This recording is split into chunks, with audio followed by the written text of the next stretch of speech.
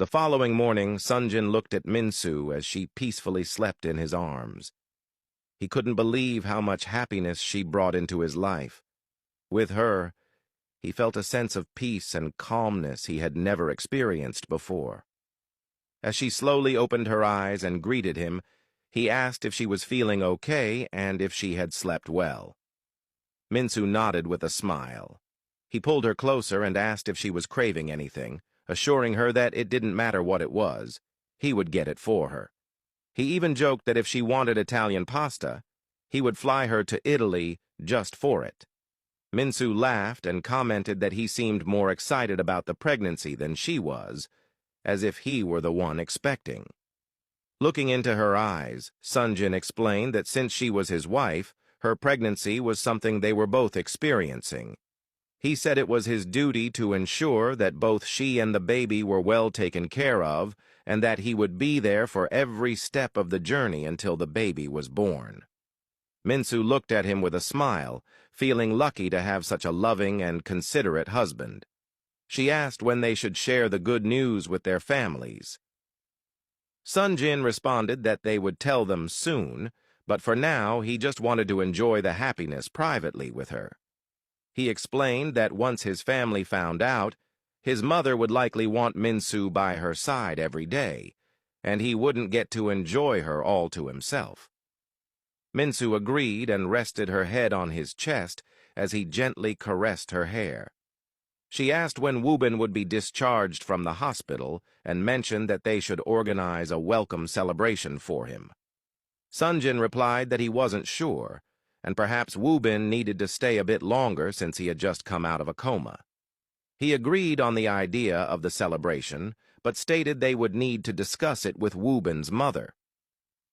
Pulling her closer, he gazed into her eyes and admitted that he felt like he hadn't spent enough time with her lately.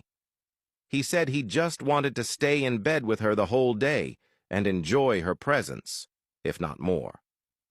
He leaned in and kissed her, teasing her by saying he was recovering very well and that her body truly knew how to work magic. Minsu blushed and kissed him back. At the hospital, Wobin was outside getting fresh air in a wheelchair with Tiana. As she pushed him around, he complained that there was no need for the wheelchair and that he could walk on his own. Tiana reminded him that he wasn't fully recovered and walking could affect the stitches from his surgery. Wobin spotted a duck pond and suggested they go there, saying it looked peaceful. Tiana agreed and sat on a bench while watching him gaze at the pond. She asked how he was feeling and whether he was in any pain. Wobin replied that he was feeling much better and hoped to be discharged soon. Still looking at her, he mentioned that he wouldn't be able to take her out for dinner. When Tiana asked why, Wobin laughed and said his girlfriend wouldn't like it. Tiana smiled and said she understood, even though it would have been just an innocent dinner. Feeling a bit guilty, Wobin offered to give her money to buy herself dinner or book a reservation at any place of her choice, which he would pay for. Tiana reassured him that it was okay and that he didn't need to do all that. Yunna soon arrived, greeted Tiana, and expressed her happiness at seeing Wobin enjoying the fresh air. She asked if she could take him for a stroll, and Tiana agreed, noting that she had to accompany them to ensure he was okay.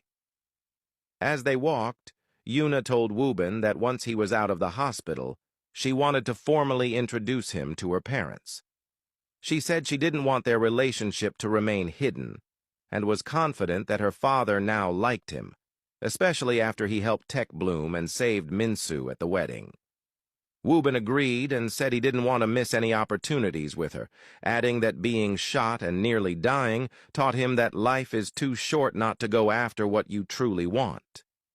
Yunna, delighted by his words, hugged him and said this was what she had longed to hear.